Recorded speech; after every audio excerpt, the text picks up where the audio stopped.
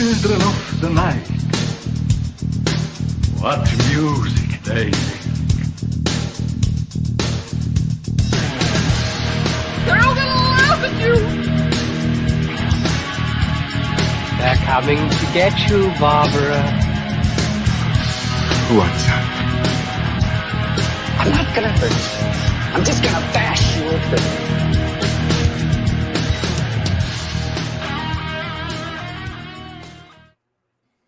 Welcome to a landmark episode of Final Guys. Why is it a landmark? I'm not going to tell you. It's a surprise.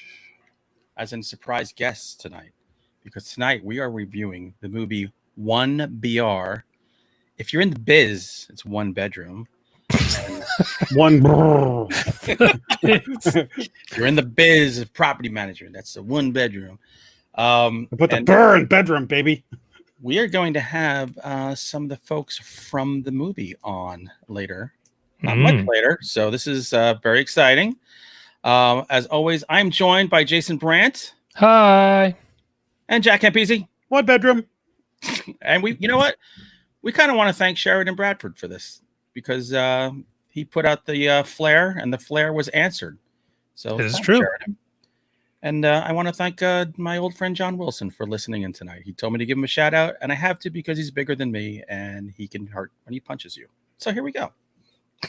That's word up. That's a good reason. Word up. Speaking of words, what are the drinking words for tonight? I have them right here. Jack, your words are Los Angeles, camera, and wall. Hunter, yours are bedroom, cat, and friend.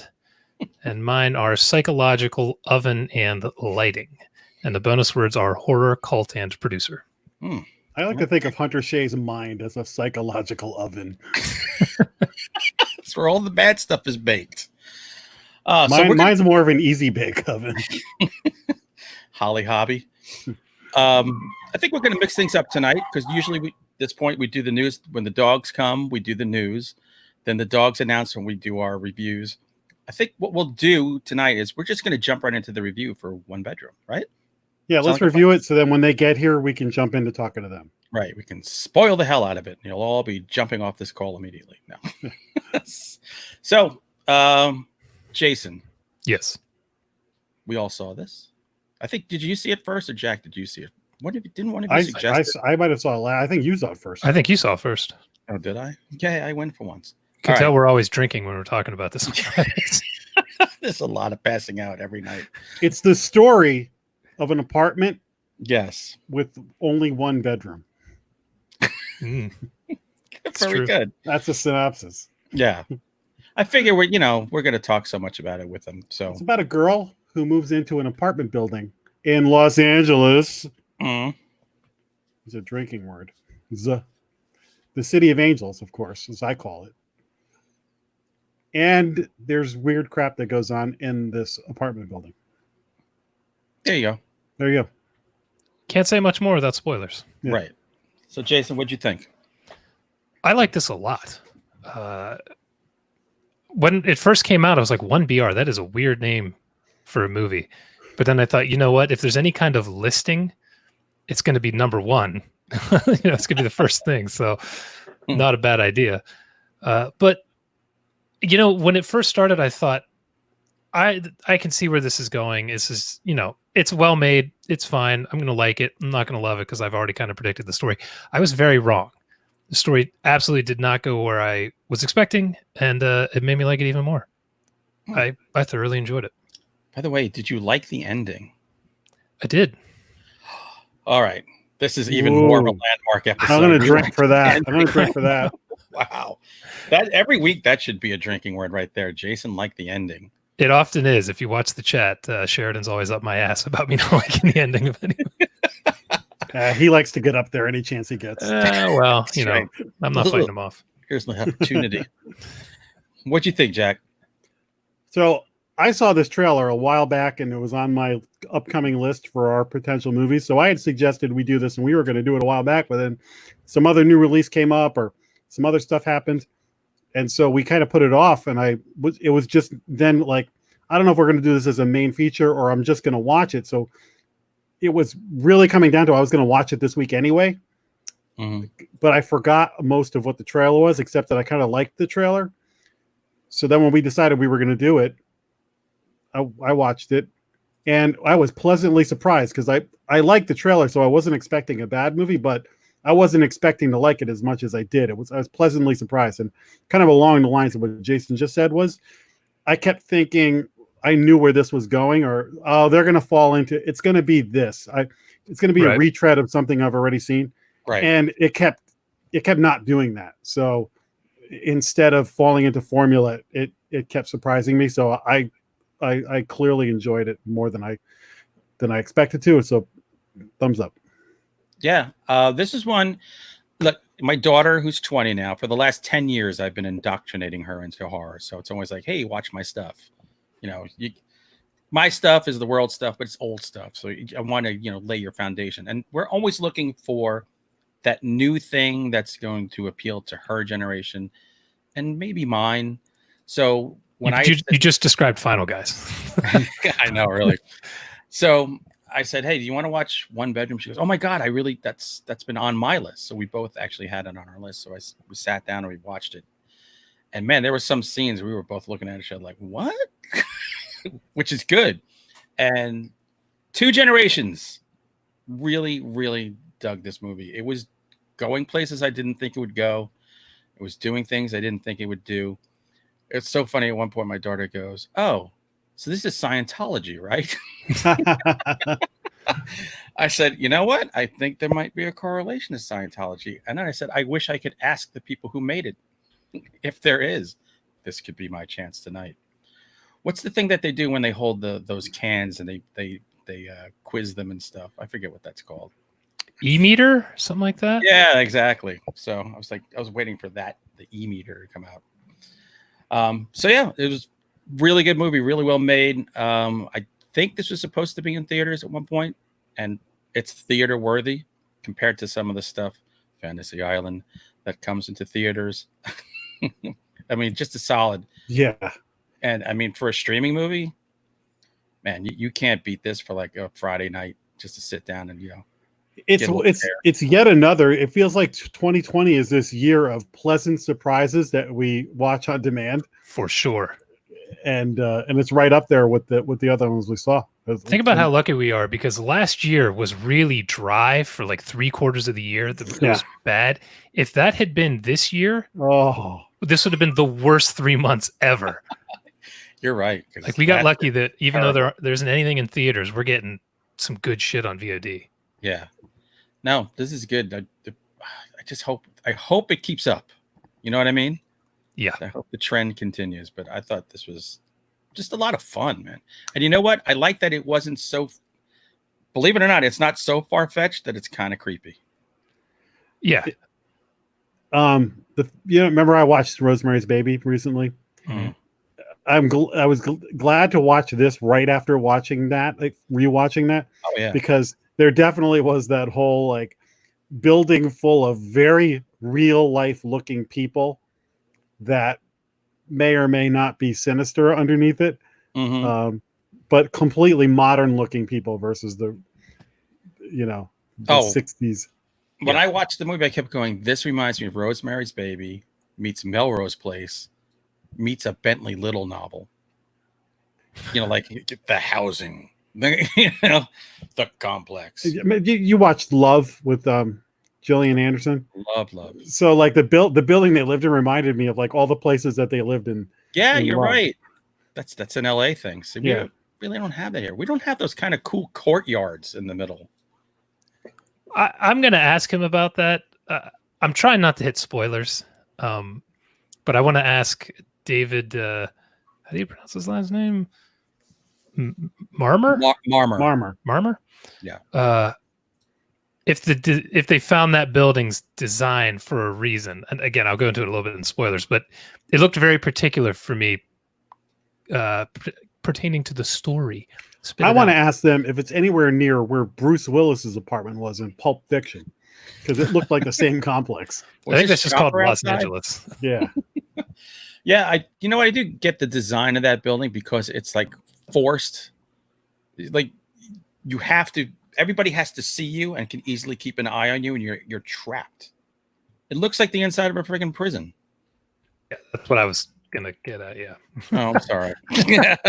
I won't say it. I won't repeat it when they're. No, on. I don't care. It's just I'm trying not to ruin the twist of the movie, and that's something else I wanted to add.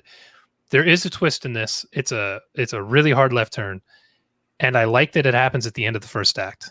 Most movies with a big twist, it happens much later. You know, like the whole movie is the build up to the twist, and then you get like a little payoff at the end. This was like the twist happens, and the rest of the movie is how the hell do you deal with it? So right. I thought that was an interesting take. Another thing we should kind of mention before our guests get here is that one of our guests is probably going to be Naomi Grossman, who was one of the people in the building. But if you recognize her, she's a very distinct presence from American Horror Story. She played a character called Pepper from like the Freak Show. And I can't wait to talk to her because she is one of the most memorable images from that show. Yeah. For sure. And it was so funny because we're watching, oh man, we know who this person, we know who she is. That was the same. We try not to hit IMDb when we're watching a movie. We try to exercise your brain, but after a while, we're like, just look it up. Yeah. I've been trying really hard for like a year not to look at my phone when I watch things anymore.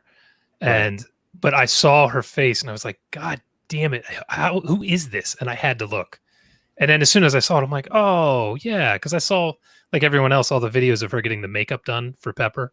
Mm-hmm. And it was always like, that's the actress who plays Pepper? Like, what? Pepper. The closest comparison I can make is the girl in Dodgeball who plays like the tall Russian. With the unibrow? Yeah, with the unibrow. That when you see her without all that, you're like, oh, that was what under all that? Yeah, I don't know why. I was like, yeah, it's called makeup. I don't know why it surprised the shit out of me. Robert Englund doesn't look like Freddy Krueger. I went with Leonard Nimoy as Spock. You take those ears off, he was a different guy. Wait, you're Spock? I never know. Leonard, that was you.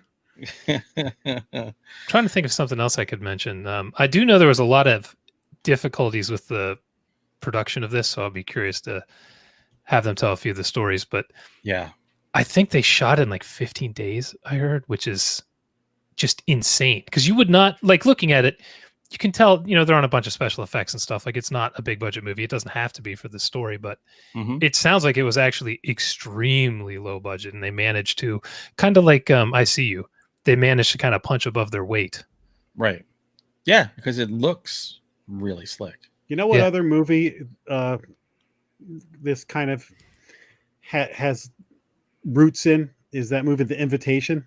I want to bring that up and see if you saw it because, yeah. Again, I'm trying to avoid. That made me want to watch The Invitation again because that was a dinner party where you were trying to read everybody in the room. I love the end of that movie. I need to go back and rewatch that. I enjoyed that movie. That was such a gut punch ending. You know what would be a good double feature for this? The Sentinel.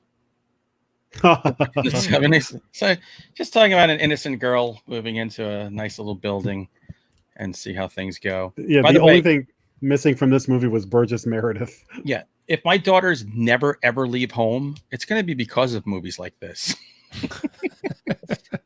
I mean, they're going to definitely have to be married to get out. They're not going to go out on their own.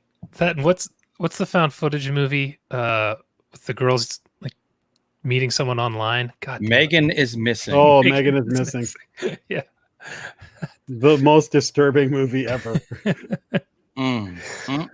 Maybe don't watch that if you have daughters. I watched that at Hunter Shea's place. I remember we had a family meeting with my kids after that. It's like the only Brady family meeting ever. Like, kids. We did a Monster Men that we talked about that show. And then like the director of that movie wrote to us in the comments and was the nicest guy. And as I'm reading it, I'm going, how could such a nice guy? Oh, hey, how are you? Hi, guys. Oh, my goodness. Welcome. It's Naomi Grossman. How are you? Hi. Am I the first one? You were the first one. Oh, I didn't get the memo. I didn't realize I was supposed to wear a black T-shirt. Yeah, that's our uniform. Yeah, it's called the nerd uniform. I wouldn't worry about it. That's right. I tell my wife all the First time. time I've worn something other than my pajamas or a bathing suit in, I don't know, 3 months. Right? There's a Right, reason well, you're what only is all seeing that our for? upper half right now. That's why you have no idea. I might not be wearing pants. Yeah, exactly. Yeah, I tell my wife all the time when I look at my drawers, I'm like, look at this. I'm still dressing like I'm 15 years old. It's the only thing keeping me young. That and copious amounts of alcohol. Yes, thank God for that. Oh, Oh, good. yeah. Hello. Oh, Hey, Luke, how are you? What's up? How are you guys doing? Great. Hey, how you doing? Hey, everybody. This is the producer of One Bedroom. Is my mic on? Everything good? Yeah. I was going to say, I don't have earbuds. One of the- if you need me to. Many producers, I'm telling Naomi, you this, sound but, fine. yeah. Yes. Oh, he's frozen. yeah, I think we're losing you a Okay. little bit. He's going in and A out. little choppy. Yeah, you're going in and out. I don't sound good. I can go to a different area. What browser are you using? Hold on. Hey, I gotta, and now I gotta we take my beer with me too. We got a full house. We That's don't. important. Hello, David. Hold on. now we Hi. have director. Hello. Is your name David Marmor? Is that how Yeah. you say it? Yeah, I that's got it perfect. right. Yeah. I never get these things right. How are you? I'm great. How are you guys? Fantastic. Great. I'm Jack. Hunter is the guy with the glasses in the middle. There he is, and that's Jason. Stunning good looks. Jack, Hunter, Jason. Yes, excellent. That'd be a great name for an author name. Try that. Yeah, really. Oh, there we go. Doing a little better than one. Oh, Oh, there he is. Hey, I got some bourbon going. It's my the friend. sheer professionalism of Alok Mishra on display. Right, This is as long as he doesn't drop the beer, it's all good. right. this is the first episode I have not drank on in like 6 months, and of course, Why? it's a beer. I don't know. Yeah. Uh, Yeah, you're not drinking. I came in sober. This is a strange night for us. I got us covered. Yeah, you keep going. Where Hey, are you guys in the world? So I'm in New York, I'm in Connecticut. I'm in Maryland. That's but not in New York City. So I'm not contaminated. I'm good. His internet gets better and he disconnects. That's perfect. Yeah. So It'll be the first 15 minutes of the movie, when we first got in contact with you guys, one of the humorous things was, we'd love to come on the show, but if you don't like the movie, then it's okay too. And before you came on, we all just gave our reviews, and we all really enjoyed your movie a lot. So Great. Yeah, we Great. did. Thank you. there's no awkwardness to be had here. And I'll just quickly give you my impression. I had seen the trailer and was looking forward to watching it. And the only thing with me was, how many trailers have I watched that I was like, oh, the trailer was so great, and then the movie didn't live up to it. And then instead, this movie kept me guessing. Just where I thought it would fall into formula, it didn't. It went in the other direction. And I was like, wow, for God's sakes, a movie that entertained me the whole way through, and I couldn't figure out what was going to happen at the end. So I had a ball with it. And Hunter and Jason, you want to just give your quick? Yeah, I mean, I will reveal this. During the day, I'm a property manager. So I deal in 1 BRs, 2 BRs, and 2 BR lofts all day long. So for this, what I was, because I try not to look at trailers. I try to go in blind. I just go, if I hear word of mouth, people say it's really good, so I'll check it out. And just a kind of wish fulfillment. I'm going, man, I hope it's a movie where like all the residents get really painfully punished. And you know what's so funny? It's like running a property. I'm like, I could totally see this being real. Well, good. Maybe you are the guy doing it right now. You don't even realize it. But I have a clicker in my pocket. Nice. Well, the thing of it is that I used to work in market research for film. I used to test movies. I also used to test trailers. And the one thing I really hated consistently was the trailers giving away, fucking everything. Mm-hmm. Yes. And can we curse, by the way? We're fine with curse, right? Yeah. Yes, you could fucking curse. Perfect. So actually, we were very lucky to have Dark Sky MPI, who's our sales agent distributor partner. And they were very, they worked with us quite a lot. They were very receptive to hearing our thoughts. And we had quite a lot of them because that trailer went back and forth for months. to see what we were going to keep in it. We literally micro cut different things, change the voice here, whatever, and they were very open to it. And so thankfully, we came out with the trailer that doesn't give the whole thing away, frankly.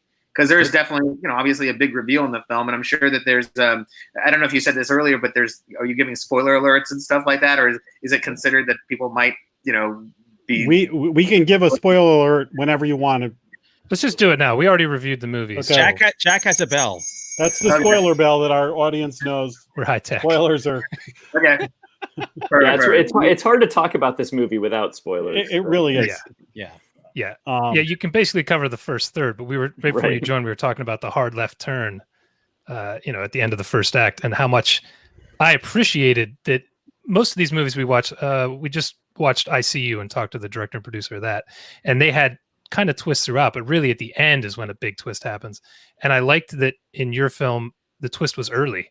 So it was kind of everybody dealing with the ramifications for the rest of the movie instead of, 5 minutes at the end. It was a different take. I really liked it. I appreciate that. Yeah. Turn the hot pussy? Yes, that was my favorite part. Yeah. I try to get that in for every podcast if I can. I'm so glad I got it in. My work is done. You're done. Before we go any further, can I just say, holy crap, Naomi Grossman, American Horror Story. Oh my God, you were like the freaking icon. And we were all losing our mind when we found out that we were all like watching the movie going, I know her. And we're like, wait, Yes. that's her? Oh my God. So you must get this all the time, but we just have to get our starstruck thing out of the way here. That's so nice. Thank you. Oh, my daughter's a huge American Horror Story fan, and I watched the first few seasons, and the whole time we're going, "Who is that?" Like, don't check IMDb. Let's just figure it out. And after, I was like, just look, please. Yeah. It's like, oh my God, that's Pepper. Pepper's in the movie. I was like, yeah, that's cool. It's funny. She'll never usually say this. I'm going to say it for her, but like every time she was on American Horror Story and playing that character, and even when she wasn't, she's on a third season playing a Satanist. Mm-hmm. But every time she's on, she is IMDb's most looked up person in the world. Get out of here! Thank you so much. It's true. I did. I went from 93,000, which means basically I have a pulse in Hollywood, to number one. So, and that's you. So thank you for that. You're welcome. We'll keep looking all the time. You tell us when the rating it starts to go up, and we'll just hit it. Oh, I appreciate it. And I mentioned it before you guys came on. The apartment building had a kind of Rosemary's Baby feel to the people who lived in the building, and you led the way with what's up with this person. You seem like somebody's real neighbor, and then when we find out who you really are, you sold it. It was great. Thank you. It's true. During quarantine, especially, I've come to really my neighbors are yeah. I went to Naomi's house actually. We did another podcast, and her neighbors are like dicks because even her nice it's called a Lawford. Can I say that? I mean, it's Peter Lawford used to live there from the Rat Pack and stuff. Oh, awesome. It's called a Lawford. It's supposed to be really nice and rich. Now people are Google Earthing my house. Yeah, what are you doing, Alok? Whatever, they're not going to come. You just doxed Naomi. Why don't you just list the address? Okay, I'm just trying to say that her neighbors are calling the homeowners association on her for even being probably in this podcast because apparently she talks loud, even though she's in her own place. She gets shit. So her neighbors are dicks in that one. I have my own little 2BR sequel over here in real time. If they give you a hard time, just put their cat in the oven. Can I bring that up now? In this day and age, you can't even look askance at a dog. Now, I'm a cat owner. Jason's a dog owner. Jack, I don't know. He might have an raccoons out back. Raccoons. He has the woman in his basement. Yeah. So when you were considering to do that scene, was there any reticence whatsoever, or does Hollywood not care about cats at all? Well, I think Hollywood doesn't care as much about cats as dogs, for sure. But no, I'll tell you this. The original, that scene has been in the script since the very early drafts. It was always in there. And it was in the draft that I finally sent that went out to Alok and Shane and got them interested in the movie. The death was quite a bit more gruesome. It was the cat died in a different way, and it was much more graphic. And that was, they had some notes on the movie, but not too many. But that was one of the musts was like, you have to change that scene. Alok can talk to this more, but he and Shane come from years and years of experience testing movies, and they know audiences like nobody else. And they said, you're just going to lose your audience. That scene's just going to, nobody will, you'll just lose them. He wanted to crucify the cat. Like, and I was like, I'm all for like, fuck that thing. But that's even more fucked up than I would want to have. And to prove it more, when they did do the whole, sort of, cat in the oven, sort of in the trailers, I don't feel like I'm giving away a lot. When they did do that, I wanted to see more. And when we tested it, like with different, like kind of little audiences and stuff like that, friends of friends, it turned out that like 75% of the audience didn't want to see more of the cat. Like I really wanted the cat to like come out of the oven on fire, like screeching, or its eye pop, or something really horrible. And David did not want any of that. And it was a thing where thank God the test audiences were like, we don't want it. The only people who did want it, the 25% that did want it, were like hardcore horror fans. But we knew our movie wasn't like a hardcore horror movie. It's more of a psychological thriller horror elements. So it made sense to lose that 75, turn off that 75% where they're already on board with it. And to be honest, in the end all be all, we do live in a very sensitive society, and it's been like one of the only things that people have like, shitted on us for in terms of like, reviews on Amazon. They're just like, I will deal with a film that kills cats, but I don't mind if you kill it. A real cat. Yeah, you're not really killing the cat. You can kill a child, but not a cat. Right. Well, I know you can literally kill a child and not a cat to some of these people and stuff, and it's like the highest rated thing on stupid Amazon. Like, and this woman didn't even watch the whole movie. She's like, I watched the first 30 minutes until this cat was killed, and I'm out. And I'm like, you don't even deserve to have a review up there. It's like watching a boxing match, and then all of a sudden the boxer gets punched in the face and blood comes out. And you're like, oh, I'm offended by this blood. Well, you paid to see a boxing match, you son of a bitch. Like, I gotta tell you, cat owners are more badass than dog owners, because when this happened, my daughter and I looked at each other and we were like, shit, yeah. Like, because it upped the stakes. You were like, oh, they're killing the cat this early. If that had been a dog, my wife would have been pissed. I'm basically a cat lady. I've got 2 cats. So and in fact, the apartment I lived in that years ago that this is kind of based on, I had a cat in there that I wasn't supposed to, and I was constantly paranoid about it. So that's where that storyline came from. But yeah, no, like I'm a complete softie with cats. So yeah, this just felt like the worst thing that could possibly happen to her. I'm allergic to cats. It was my favorite part of the movie. Get rid of that damn cat. Yeah, like, okay. I think the lesser more worked for you, because kind of throughout the movie, every time the medical bag came out, I was like, oh God, it's going to turn into torture porn. So it kind of like kept the tension for me throughout without actually going there. So I thought the threat. It was the I like that. Also, besides the wonderful casting of Naomi, your 2 main characters, essentially, Sarah and Brian's the neighbor, the charming guy who isn't so charming after a while. Right. Those 2, I mean, you money in the bank with those 2, because the bright-eyed girl moving to LA, she had that down, but then he totally was like the guy you could get a crush on, and then when he's pulling out the medical bag, you're like, oh my God, this is the same guy. Well, the funny part about him too is that he's English. Oh, so every really? time he stop acting and be like, hey, what are you guys doing today? And we're like, yeah, his accent was incredible. He could just turn it on when we started shooting, and then as soon as you say cut, he's back to being from London. I never would have thought, but no, they do our accent way better than we do theirs. Yeah. There's so few American actors who can really pull off a British accent convincingly. I mean, Mike Myers is Austin Powers, but other than that, I mean, Johnny Depp can do it. Yeah. I was reading that article about kind of like some of the travails getting to the finished product. Let me tell you, you really lucked out with your new lead, Nicole Bryden Bloom.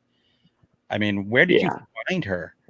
She sent us an audition on tape. She's based in New York, and she I think she's with Gersh, and they were very helpful in casting the movie.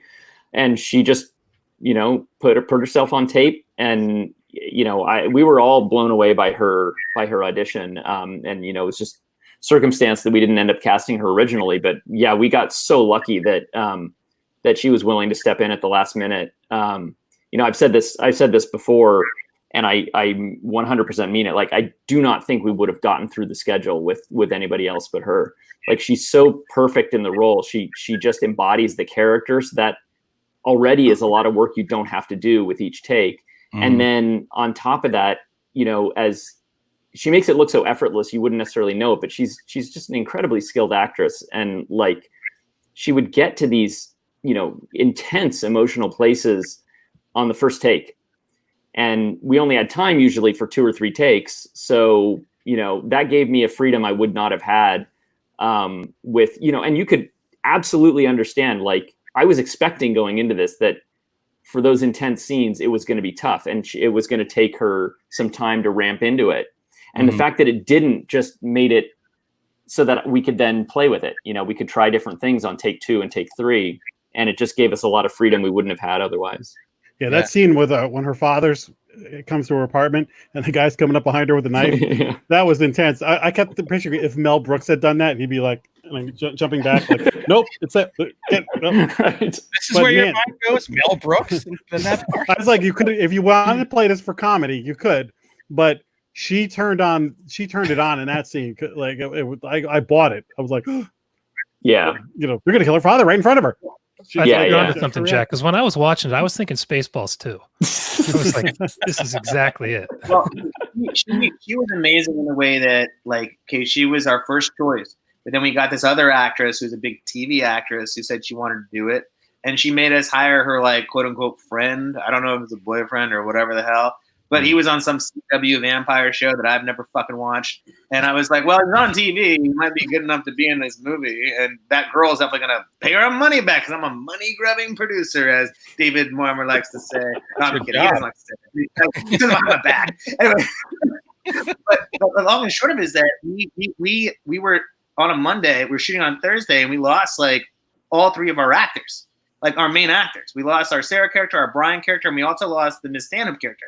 We were in as producers do, you do 100 different things on independent film, and there was this feminine energy drink that this lady we had hired wanted, and we had talked to the company, and they were sending it, but it'd only get there like 3 days into production, and we felt like we needed to have this feminine energy drink, and so I went to the Gelson's at Marina Del Rey with my producing partner Shane Borster.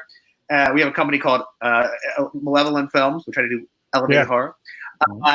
But we're sitting in this fucking Gelson's. We get a call from her agent, and it's like, she's out. We're like, why? No reason. And then the other guy, he is then out too. But she made us hire. So this is a lesson to you all.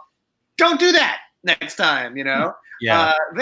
So my friend. Why are you hiring an actress that demands a feminine energy drink? That's good question. Amen. What the fuck is a feminine energy? Yeah, what is that? I can't tell you. It has like a lot of estrogen. It makes you crazy. It's just an energy drink that's marketed to women.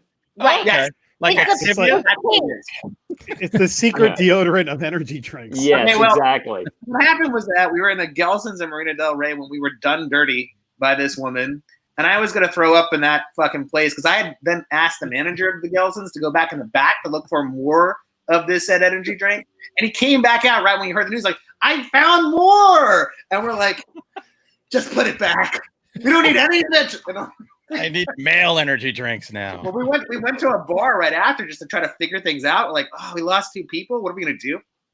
And then we got a call from like another agent who's like, your older lady character who plays Miss Stanhope, her husband collapsed, rushed to the hospital. He's dead. Oh, and we're like, okay, that's really funny, by the way, Esther Energy. So we're all like, what the fuck do we do now? And so we moved everything back a week, and we called Nicole, who said yes, thankfully. She only got an afternoon to like rehearse with David. Wow. And then we're sitting there on Friday trying to still figure out 2 more parts. And I look at Susan Davis, who's amazing. She is Robert Altman's like cousin. She was a mom in War Games. Amazing actress. Oh, wow. Oh, that's what I knew her from. She's in that Darren Bozeman movies as well. Who did the Repo, Genetic Opera, and the Saw movies and whatever else. And so she's been in horror, so she understands horror. But she'd never done a cult movie before. And what happened was that I called this number at the end of the reel, thinking it's going to be somebody else, like our manager or agent. It's her. It's her. And I'm like, I know this is highly inappropriate, but I'm going to pitch you the movie. I'm going to pitch you us. And she was like, I've never been in a cult movie before. I think this is interesting. And so by 11:30 on a Friday, we signed her. We're starting on Monday. And fast forward to like 6:30, we're still waiting to hear from the male lead. We don't know what's what. We're calling friends for favors, like, basically Jason Blum and his people, his head of post-production that have like CAA and different agencies stay open for our, shitty little movie. And they're like, trying to help us. And finally we hear like around 7 from Giles Maddie's agent from Gersh, who's also Nicole Bryden Bloom's agent. And Gersh was invaluable helping us with this movie. Great. They basically say he says yes. And we're, well, why didn't we hear till now? He's like, well, he was driving down from San Francisco and he had to pull over to the side of the road to then read his part on like his iPhone. And he just read his part. He didn't read the rest of the movie. Yes. So we're like, yeah, we're making a movie. Let's see if everyone shows up on Monday. So that's sort of what happened, actually. And now you're sitting at 84% on Rotten Tomatoes. Yes, and I think you learned a lesson, Alok. Now you know, don't cast these flaky people. That's there right. are some people who, from the very beginning, were in and never budged. So Naomi Grossman. By the way, that to the next one, Just say. Of course. For 2BR, you know who to go to. That's right. Exactly. How do you keep from, when you have that many people drop out right before you start shooting, how do you keep from just driving off a freaking overpass? But trust me, like all our money is in this fucking movie. Like I mortgaged my house. Like don't tell anybody that. Cut that out. Anyway, listen, long short is that it just, a lot of bad things happen.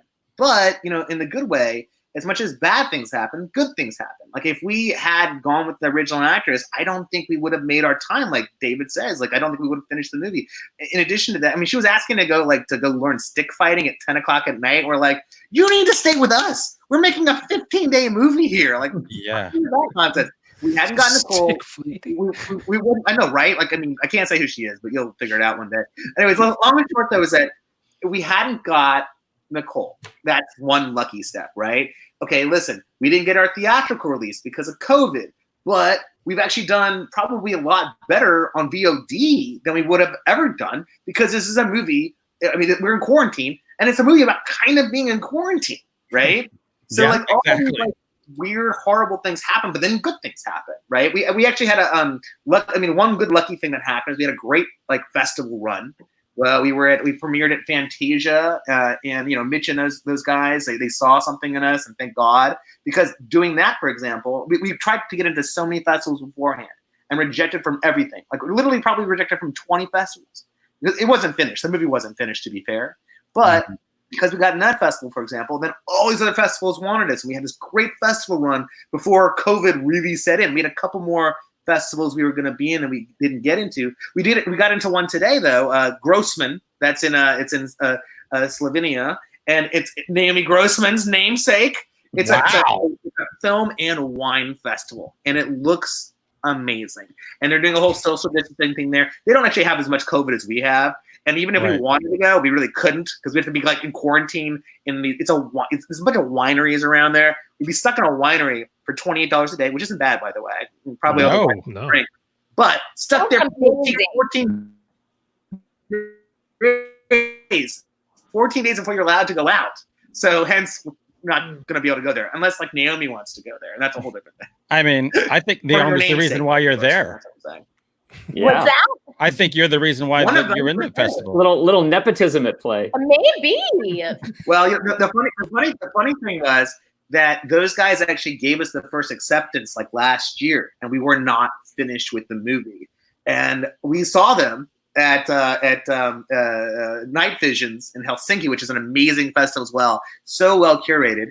And these guys are like, "You broke our fucking hearts. Why did you break our hearts? We wanted you for the vicious cat. There's a part of the festival called Vicious Cat, and it's like the highest, like, kind of, thing. We're playing against people like the Lodge in this thing right now. We're competing against them, and also what's another one that's a really big movie that it's probably a better movie than ours, but like we're competing against them. And these guys were so mad at it. Cat category. That's perfect. Exactly. We got this in the bag. It couldn't be more perfect, and I think that maybe we have a chance to win just because of that. But the point, though, is we saw these people at Night Visions. They were like, "You broke our hearts," and we're like, "Listen, you'll have us again. We'll do it for sure." And so they're having us again, and so it all turns out. So good luck, bad luck, like I'm talking about, right? Like it all sort of happens in an interesting cycle of things, and it worked out. Let me tell you, if you want to send me, I will go to Europe and drink wine for 2 weeks and then appear at this festival. Like, Well, great. If you need a personal assistant, I'll help out. I'll check in to see if they're gonna pay for that. We'll If work they it out. want it. I mean, I'm just saying there are worse ways for me to spend my time than just hanging out in Europe at a winery. Yeah. We'll come back with purple Name teeth. for you. If anyone deserves to go, though, it is really Naomi Grossman to the Grossman. Right. Fantastic. Maybe I'll meet Mr. Grossman. I mean, I know. don't even have to change his name. It's perfect. It's just a promotional expense, right? I would totally send her. I mean, I think they might do it. I'll talk to them. Let me figure it out. Come on. Yeah, that's What? You have to literally leave like tomorrow, though, to get through the quarantine and shit. It's like a whole thing. Oh yeah. I'm not doing anything. Hey, the guy who played Jerry, Taylor Nichols, he was great too. I wanted to quickly mention him. He was channeling. I felt like Stephen McHattie. He had that presence a little bit. Maybe it's just the way he looks. But he was another integral part of this whole thing because he had to have that sinister, intimidating presence, and then that whole and Hunter mentioned it. I wanted to open this up. When Hunter was watching, and actually all of us though, the word Scientology kept coming to mind as we were watching this. First thing my daughter said, she goes, "Are these Scientologists?" I said, "No, they indoctrinate them on the sea." right. They're in an apartment complex. What's the one that was in New York? Nexium or something? Nexium, yeah. Smallville stars. Yeah, it's funny. The Nexium. Somebody sent me that article. We were already editing the movie when that whole story broke, and they sent me the article saying like, "Oh, look, there's this cult that was run out of apartment buildings in New York, and they were branding people." And I'm like, "Oh my gosh, we nailed it!" Yeah, yeah. There are two signs you're in a cult. One, the guy in charge is sleeping with everyone's wife, and the other is everyone's getting branded. If either of those is happening, you're probably in a cult. You might be in a cult. You might be in a cult. Yeah, I mean, like you can't set a movie in LA that has to do with cults without thinking about Scientology. The community in the movie is much more closely modeled on an organization that started in LA in the late 50s called Synanon. It's Synanon, and it was one of the first drug rehabs in the country. So it was really filling a need that was unmet at that time. They started with very noble intentions, and then as these things do, it went sideways over the years. And it's an interesting story to read about. You can look it up on Wikipedia. But there's a lot of specific things that they did that I stole from for the community, and also just the general idea that was really fascinating to me of a group that starts with an ethos that I actually think is very noble, that is trying to do something very good, and then seeing how over time that gets twisted into something really not good. Right. No, because the kernel, there's a great concept in there. Yeah. This community and blocking out, all the crap that's out there. But yeah, it always goes wrong. It always does. By the way, Alok, I want to know, what are you drinking, by the way? I'm a big beer guy. And so you're making me thirsty. Well, I was drinking for the first podcast we just did right before yours. I was drinking Fin du Monde, which is the end of the world, which is unibrow beer. Yeah. Why is this like? Stop. Okay. I'm drinking a made for Trader Joe's does all these things where they have like big breweries make something for them. right, or whoever. And so there's also Unibrow, who makes Fin du Monde, and it's a beer called Providential. I don't know if you can see it right there. It's like looks fancy. Cheaper, kind of more interesting version of Fin du Monde. It sort of like tastes a little like the Mr. Pibb of that makes sense to you guys. Mr. Pibb of Belgian beer, faux Belgian beer. You're really selling it, Alok. You might be a redneck. Well, no. I mean, it's very good, but it's like, for example, if Fin du Monde is $7.99 at Trader Joe's, this is Alok, turn Trader your Joe's. camera off, man. What the you. hell? We're rolling. Call me again. We're rolling here. Wait, would you pick up your phone? Alcohol content. I know because we had Fin du Monde at the last Hold on. podcast, and by the end, I was just. Yeah, it's like a triple. It's really high alcohol. Oh, I've It's had it great. before. Yeah, I love Fin du Monde. It's one of my favorite beers. That was one of the early things Alok and I bonded over. Well, but this definitely. This one's a cheaper version of it. It's $5.99 in comparison. That's cheap. And it tastes delicious. And it's, a little less alcohol content and comparatively. It's like 7 or 8% versus 9%, which Fin du Monde is. Definitely worth your while, if that makes sense. So Yeah, Fin du Monde is on tap at a place by me, and it's like, but it's $10 for a glass. I had no idea they I would say even that- did it on tap. oh, no, man, that's the best bar prices anyway. Wow. So I was going to say, David. I was going to say, David, real quick. I know David has to get off pretty soon, right? Yeah, like 15 minutes. Okay. Okay, so just if you want to, I would say this: if you want to ask David a lot of questions, you should ask him those questions now in comparison to us. We'll stay on longer. All right, Jason's going to hit you with aspect ratio and stuff like that. That's Do it. That's what he's here I have for. nothing to do but go to Slovenia tomorrow, maybe. I'm booking your flight right now for you. Yeah. Apparently, there's some kind of fundraising going on in the background for it right now. We'll let you know how it goes. Well, I did want to ask on your Twitter. It says you're like a reformed computer scientist or something like that. What did you used to do? Yeah, that was so that's what I studied in school. I grew up in a kind of a science family. So, I was always kind of movie crazy, but I was also, I was, I think we got our first Apple II Plus when I was in 3rd grade or something. And, I started programming very early and I studied computer science in college. And then out of college, one of my classmates started a video game company in the Bay Area. And so I went out with him and spent 3 years doing that. We started that company and built it up from, I think I was employee number 1 at the company. And then by the time I left, I think there were 40 some people. And they have ended up selling out to Activision. Oh, So I got like a weird view of the kind of like early .com era boom in Silicon Valley. But even, it was a weird thing because, coming out of school and it was kind of an ideal job for what I had studied. I was 21 or something and put in charge of a team of people and we were making games and it was like, there was like foosball tables and ping pong and it was like a really fun environment. And I remember saying to myself, like, why am I miserable? Like I should be enjoying this. And it was just because my heart wasn't in it. I wanted to make movies. So, the sale of the company was really a very lucky break for me. And I was able to step away and move to LA and go to film school and pursue this dream. And it took a hell of a long time to get anywhere. But I think ultimately I'm glad I did it. How old were you when you went to film school? I was 24, I think. Okay. Yeah. And then, I'm not 24 anymore. None of us are. Yeah. Are you? You went to USC. I also went to USC. Fight on. Like it's a.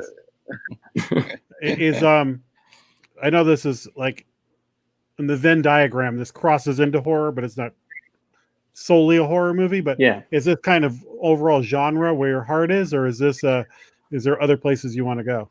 Oh, there's definitely other places I want to go. I'm kind of genre agnostic. Like I get interested in stories. I get interested in themes and ideas and questions. And then, I'm kind of like, I've been a really voracious movie watcher all my life, and I have a deep love for horror, and some of my favorite movies are horror movies. But no, I'm not. I wouldn't consider myself a horror filmmaker first and foremost. And you can kind of see it, like, I tried to make this a horror movie, but it's not really a horror movie, as we've sort of talked about. Like, it has a horror tone to it, but it's kind of more of a psychological thriller. And that my next movie is a sort of a grounded sci-fi thriller. Wow. So I sort of aspire to be one of those filmmakers who can walk across all different genres and have kind of a unifying set of ideas or themes that they pursue. Now, if I'm correct, IMDb might be wrong. Is this your first full-length movie that you've directed? Yeah. How do you come out of the gate directing a movie like this well? Like, what was the pressure that you felt going into this? I mean, I'm sure Alok was on your ass the entire time and didn't make it easy. We certainly had our arguments, but no, there was always, like, Alok and Shane were both really supportive, and this was their first feature as well as producers, so I think that helped in a way. We were kind of all in it together. I think I had done a lot of short films, so I wasn't coming in completely green, and I had a real confidence boost right before this, because I had won there was like an incubator for a company that had an interactive platform, and they wanted pilots for interactive web series, and I had won one of the incubator slots, and so I had a small budget to make this interactive web pilot. And it was such a brutal schedule. We had basically, because it was essentially going to be about a 5-minute experience, but you ended up having to the script for it was 20 pages for 5 minutes of finished product, because there were all these branches and so forth. And we had 2 days to shoot it with our budget. So so we were shooting. I think I counted there were over 50 setups each day. And we were wrangling extras, and there's a live music performance in it that we had to do sync sound for. It was so insane, and it was so brutal. And I came out of that, and we were working on 1BR at that point, and I came out of that and I was like, well, a 15-day schedule for a feature is super fast, but it's not as fast as what I just did. Yeah, really. Wow. So I came out of that feeling like, okay, well, I survived that. And that gave me a little bit of confidence, but it's still, nothing prepares you. The scale of a feature, even a short schedule like 15 days, it's over 3 weeks that you're on set with days off and everything. We were shooting over Christmas, which was super weird. We had a set, which I'd never gotten to shoot on a set before. There were a lot of firsts for me on that. And I was just happy to come out of it at the end and feel like, we had gotten the footage that we set out to get. Right. So yeah, it was tough. It was a real baptism by fire. But we were talking about this earlier, actually. It's a little bit like, not to equate this with giving birth, but it is a little bit like that in the sense, exactly like only in the sense that you go through hell and you come out at the end and you're like, I want to do that again. I want to do that again. Exactly. Yeah. Hey, would you look at that? Did it help when you're doing this? When you're doing this, does it help when you look over and you have someone like Naomi, who, you have so many credits and you're a horror icon? Did it help having Naomi? Were you like going, all right, this is what you should do? Move somebody over here. On American Horror Story, we would do it this way. Well, on American Horror Story, I was working for a lot more than I made.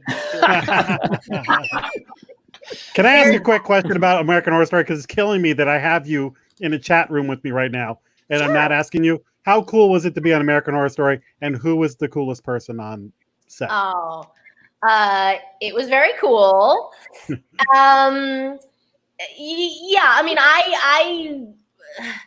the show is obviously super cool, although I didn't know how cool it was when I got it. Like it was a brand new show, really. You know, it had the one season, but it didn't really.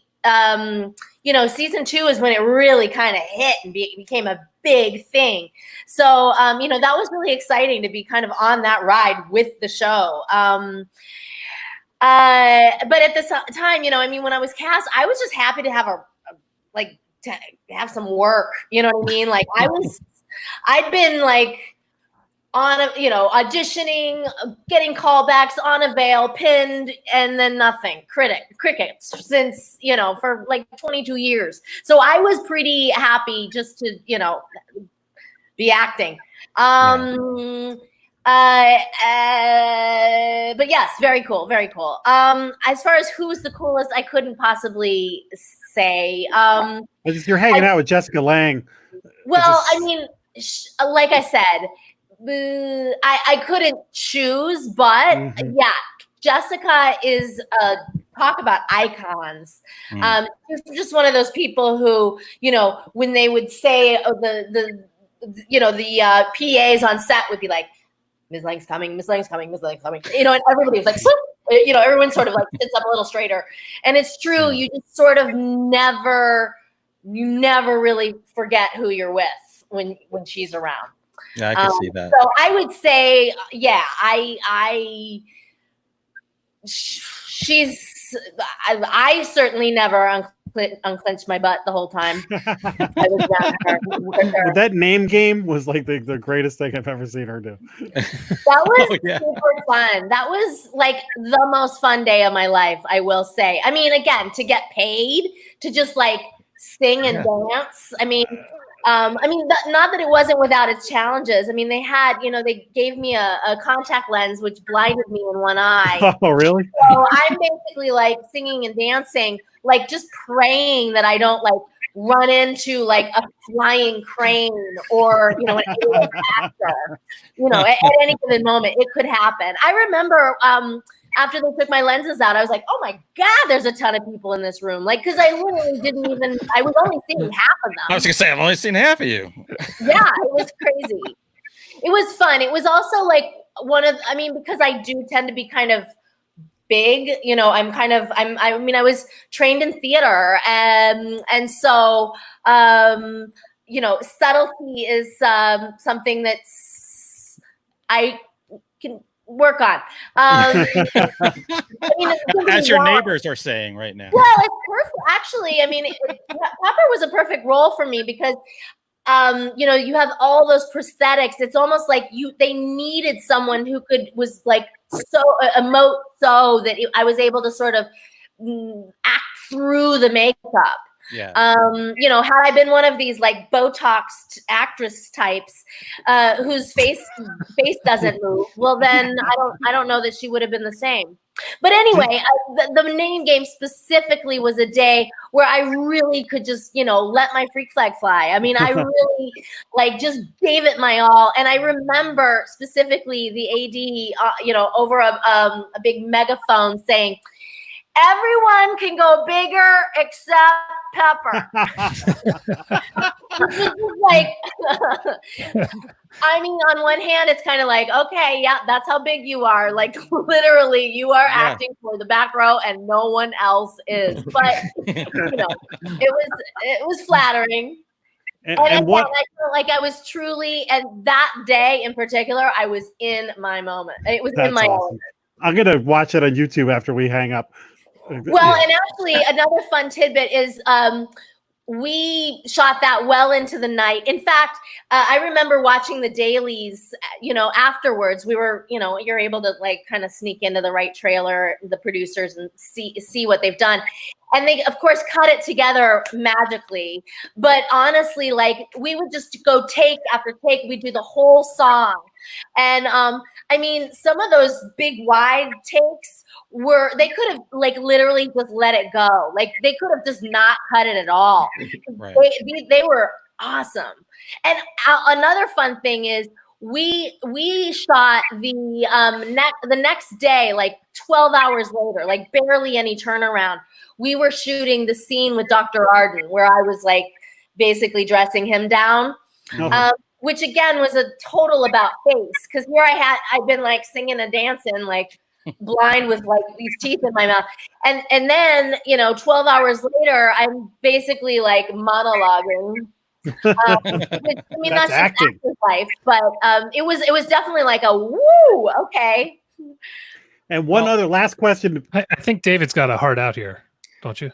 Yeah, I'm gonna have to go in a minute. I'm speaking of giving birth, I'm on toddler duty starting at 6. So lucky Naomi, one quick follow-up. Have you seen people cosplay as Pepper? Oh yeah, for sure. That must be amazing.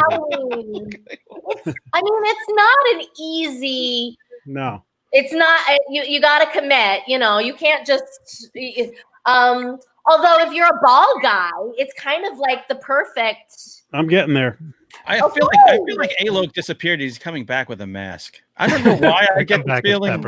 He's just gonna like come up from the. Exactly. He might be. He might be coming back with the mask. I don't know. He's had a few of those fin de monde. Anything could happen. Yeah. Been drinking all afternoon now. Good for him. David, before you go, what's your next movie? You said it was a sci-fi. Yeah, so Alok and Shane are actually producing it. So they've instructed me very carefully not to say even the title of it. But yeah, it's a sci-fi thriller. It's very near to my heart. I've been working on it for a long time, and I'm really excited about it, and so happy that I'm finally getting to make it. So yeah, I'm just I'm using the quarantine time, and there's no production happening now to go through the script and just try to make it as tight as I can. And find a role for me. Yes. For me. Mm-hmm. I won't. I mean, I'm sure you'll be able to tell them about your one-woman show. I'm actually rewriting it so that you're just going to play every role. Brought to you by the Women's Energy Drink. That's right. Well, it wouldn't be the first time that something like that has happened, but it's I think we're trying to J.J. Abrams the shit out of this. We're not telling anybody anything about it, which I think is wise in comparison to this day and age. Yeah. Keep it in the box. Let them understand or not understand what's in the box, and lens flare. Yeah, there you go. But yeah, so that's what I'm working on, and we'll see when production kind of starts up again. I don't know when that's going to be, given everything that's going on, but I'll just keep working on the script till then. Awesome. I mean, anybody who knocks it out of the park with their first like that, I mean, you're on our radar now. That's really nice of you to say. Can't wait to see the next one for sure. Thank you guys. Thank you so much. I'm sorry I have to go, but I have a feeling these two will keep us entertained. Yeah, I suspect so. We can stay on. Yeah, they wouldn't have let me get a word in edgewise anyway. Exactly. It's all good. Well, congratulations and thank you very much. Thank you guys so much for having me. Thank you. Have a great night. Okay, you two. How bad was it to work with him? Oh God, that David. Now that he's gone. Hey, you know what? You got to give him credit because Naomi, he got you to be subtle. You were subtly sinister in that movie. I don't mean that. Of course I can be, but my where I'm most comfortable is in these big characters. You have a presence though, because even though you were like toned down there, every time you're on screen, everybody's keeping an eye on you because like you're kind of like the dangerous person to the left. Like, what's this one up to? Well, she did come around the corner pretty hard with that knife. And cutting those vegetables, I was. She did, and she was like, oh my God, I'll never forget. Like, David coming up to me like while we were cutting the vegetables, he's like, do you cook? And I'm like, not at all. He's like, that's what it looks like. He's like, you're very afraid you're going to cut your fingers off. I'm like, I probably will. I don't Rachel Ray for a while. Oh my God. Hey, what was the name of your film company? Malevolent? Yes. Yeah, Malevolent Films LLC. So you're talking to three horror podcasters who are now very happy to know you. Tell us a little bit about that. Sounds very sinister. Right, it broke up really bad. It's breaking up really bad. Tell them about Malevolent. How malevolent is malevolent? Alok, they're saying how Sorry again, it just- Malevolent is Malevolent. Tell them about Malevolent Films. Oh, so Malevolent Films is a film company that myself, Shane Forrester, my partner, came up with a couple years ago. And our whole idea, our missive, was just to sort of do thinking man's horror movies. Like The Witch and stuff like that. That was sort of the idea. As much as we do love like slashers and different things like this, we sort of were like, well, we want to do something more intelligent if we can. And this is the time to do it because, I mean, some really and so great... that's sort of what we're up to. You know, the next movie we're making, is it blacking out or is it good? It's stopping and starting a little bit.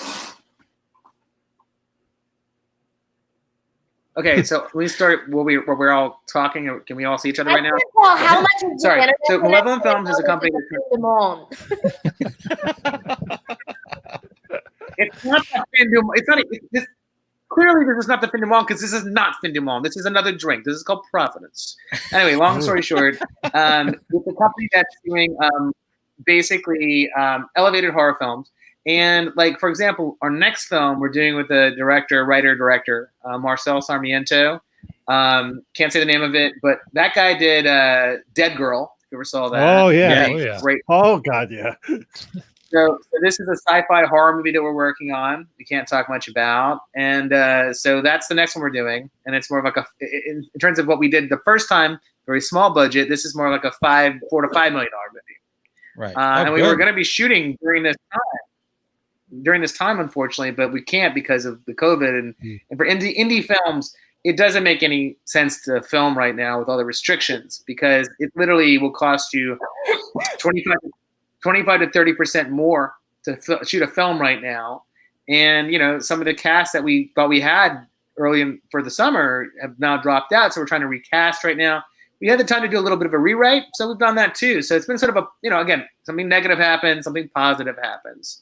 Yeah. So that's sort of where we are with that. Like I said, David and the whole crew, the whole band, are getting back together to do the next one after that.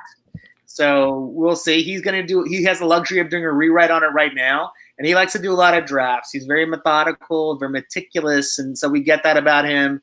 And we're happy to let him, go and do that. It was already a good script, to be honest, with what he had. But he wanted to sort of make it better, and we were happy to indulge him because we have another film we're working on first, and let him, do that for now, and then try to get him on board again and for that. But it's funny. We have a lot of people that are involved in this film.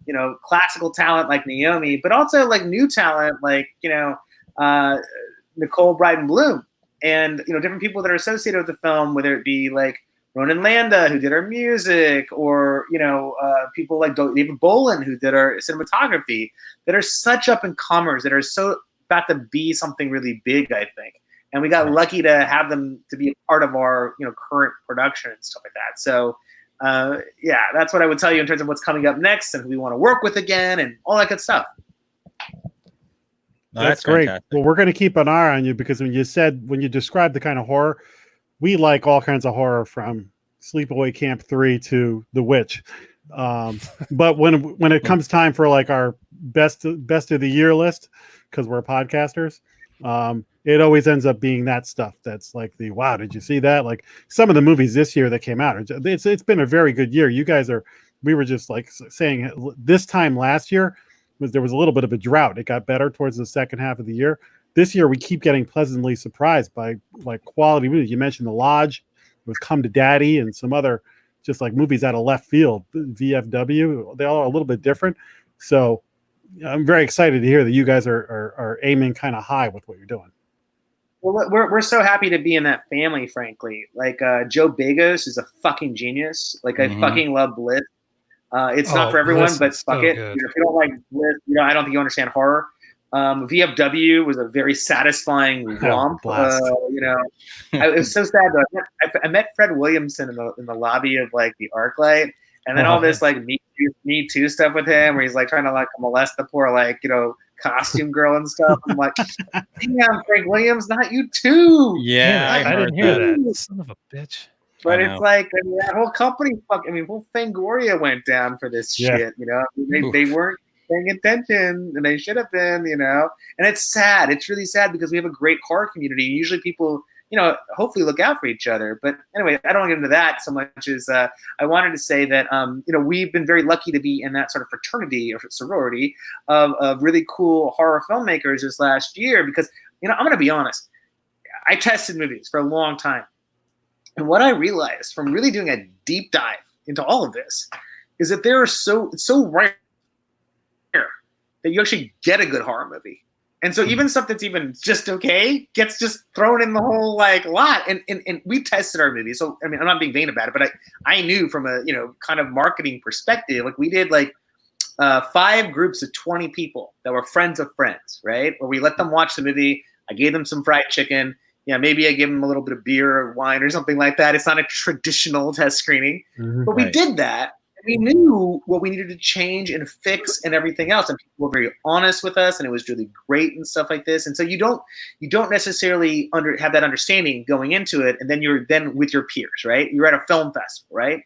And we would see the same movies from film festival to film festival, like The Lodge, or like there's a movie called Dead Dicks. Have you guys heard of that one yet?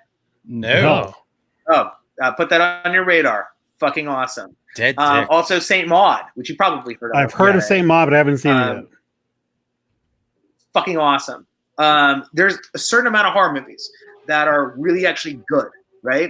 And I'm going to be honest, horribly honest.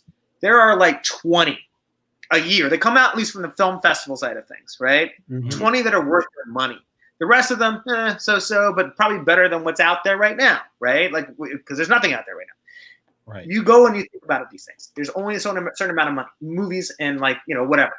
And you're just lucky to be in that fraternity sorority. You're lucky to be in that group. And thankfully, I feel from the press, our test screenings, and just normal audience people, all these festivals and just, you know, in life, VOD and whatever, and reviews coming in. I think we're very lucky to be in that group this year. You know, like I feel like, you know, we were in USA Today's top 34 horror movies of the year thus far. We were lucky number 13. Let's say. Oh, nice.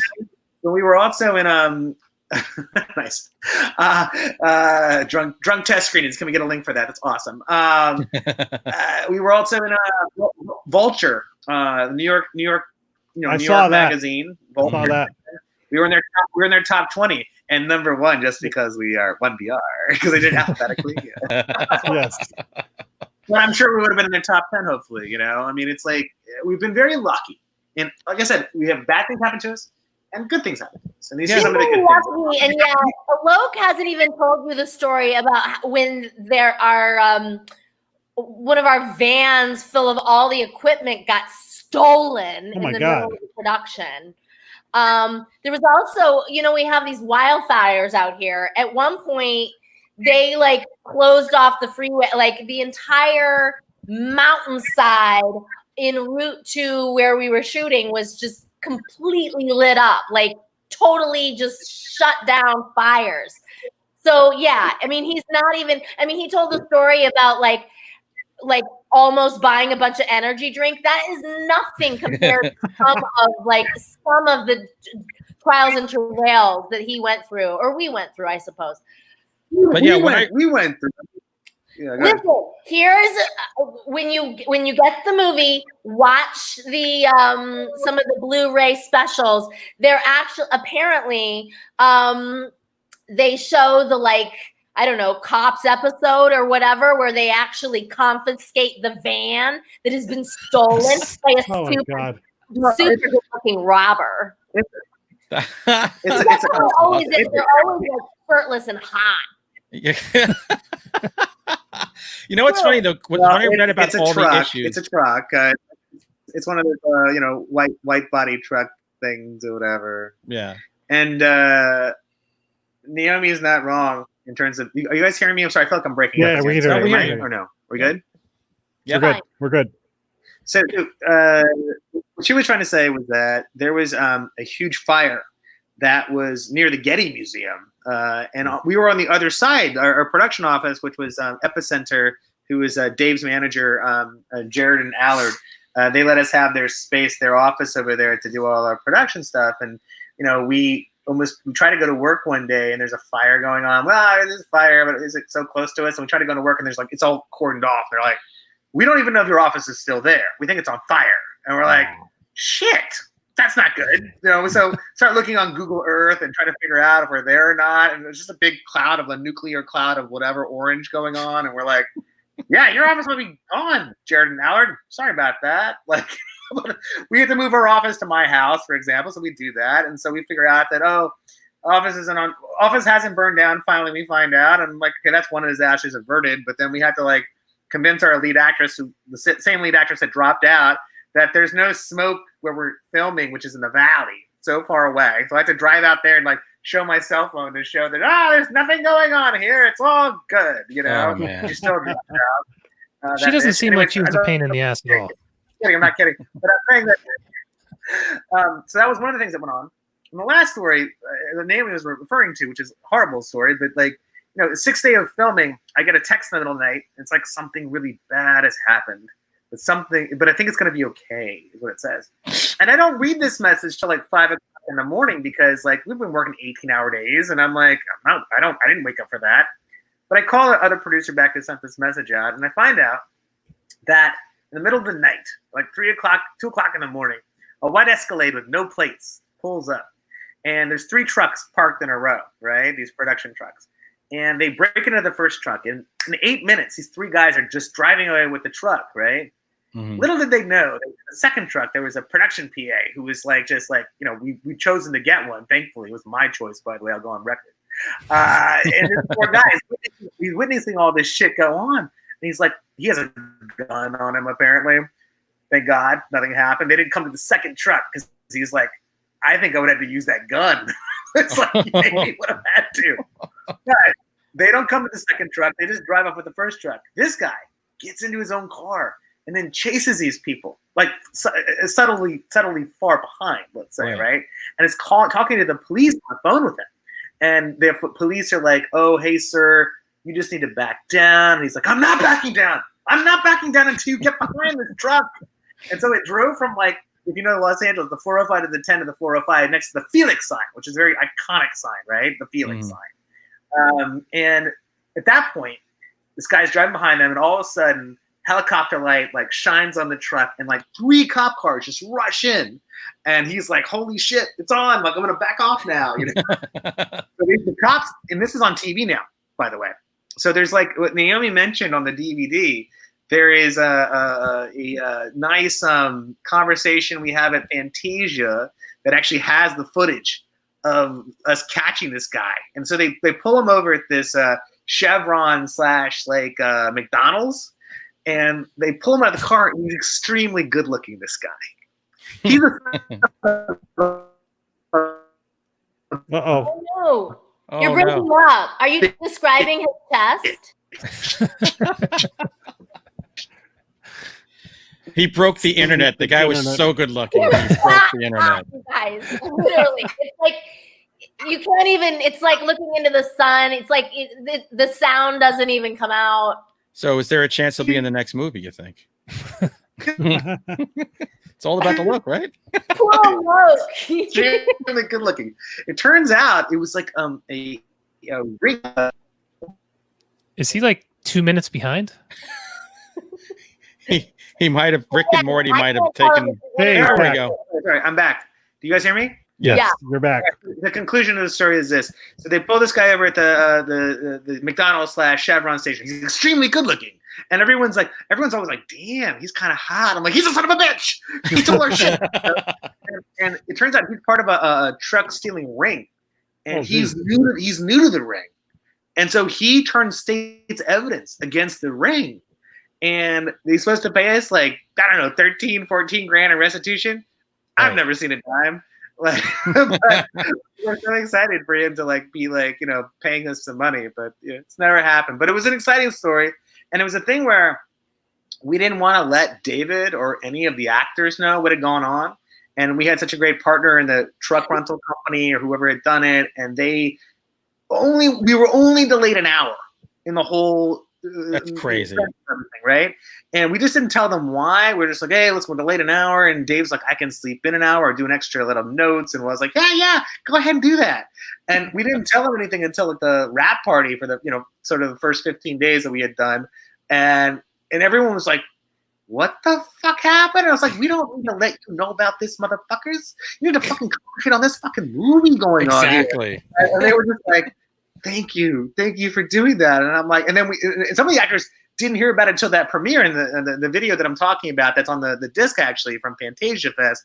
They were just like, what happened? We're like, you didn't know about that. You didn't know about that. What did you do with the PA? Did you give him like a big bottle of booze or something?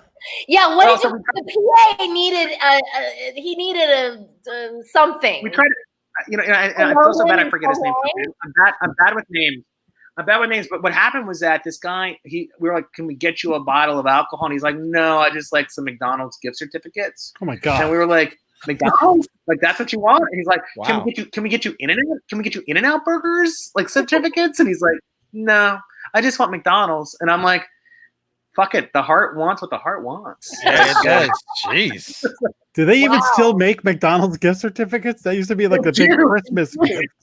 They do actually. They're not big. They used to be McDonald's bucks, but they actually have like credit cards. You can Oh wow.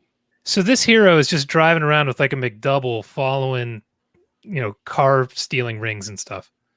Look, he was excited to do it. I'll be honest. I think he was sort of like, yes, like this is finally. I've been sleeping in trucks like for the last like couple months doing this fucking like one job that I can just do, with not having to put a lot of brain power. Or sometimes I sleep or who knows what. And he was just like, this is my time. This is my time. I totally get it. I used to work in a vitamin store in the 80s, and whenever people stole, which was constantly, I'd say, just tell me when. And somebody like the cashier would be like, this guy just stole. And I just run after him. I just used to love to gang tackle people right outside the store or run down the mall for them until the day I tackled a guy and a gun and a knife spilled out of his pocket. Oh, and I was like, all right, this will be the last one. I think the neighborhood's going. What did that guy steal, by the way? They would steal like Carob bars, like the fake chocolate, or they'd steal vitamins. Some of these vitamins were expensive. Yeah, believe it or not. You wouldn't give that to me. Yeah, they would bags of rice. That was a big thing. They'd steal bags of brown rice. What? Very, very healthy shoplifters. Yeah, some of them, you'd look at them and go, oh, he probably needs the rice. Let him have the rice. But the other times, like, I feel like tackling somebody. I'd be like, good, we need to get rid of that carob. Like, no one else is buying it. Like, let us steal it. Let me tell you, the least healthy looking people are your regulars in a vitamin store. But it's like everybody has this kind of green-gray pallor. I'm like, what are we killing people with this shit? And these, what are we doing in here? I worked in a supermarket in high school, and we let the shoplifters go because we were busy in the back stealing beers off the shelf. Yeah, don't look this way. Well done, my son. Well done. But you know what? I think all those issues that you had, it's what makes it a better movie. I don't think you hear a very well-written books or well-produced movies that was, hey, it was smooth sailing from start to finish. It's the ones where you're like going, holy crap, how are we going to get through this? I mean, adversity makes a better movie. For a more fun podcast, for sure. Yes. Where'd you find that building? It's funny. We were so desperate. Like everything was sort of like barreling towards like shit town. And one of the situations where we thought we had a place that wasn't even as cool as what we got. And they were like, well, we want like $5,000 more. We're like, no, we just made an agreement with it. We just signed some papers that says that you're going to do this. Like, sue us. And we're like, fuck you. Yeah. Bad luck upon you. Whatever. And so we went to 2 more places that week, and one of which was the, place we went. And that place is a fully functional apartment, right? Mm-hmm. And it looked really great. And second David, we were all doing it together. And second, David and I walked into the place and I was like, this is absolutely perfect. Because it really does look very Spartan. It looks like there's a pool, there's some nice accoutrement, nice courtyard area. But yet everything kind of looks like a prison, sort of, you know. That's what we said before you came on. Yeah, so we were in agreement like from the beginning. When we walked in that place, we're like, "Fuck yeah, let's just do this. Is the place." That And place was creepy. it's creepy as fuck. And actually, I live like 2 miles away from it now. By the way. And now they can't get the smell of cat out of the place.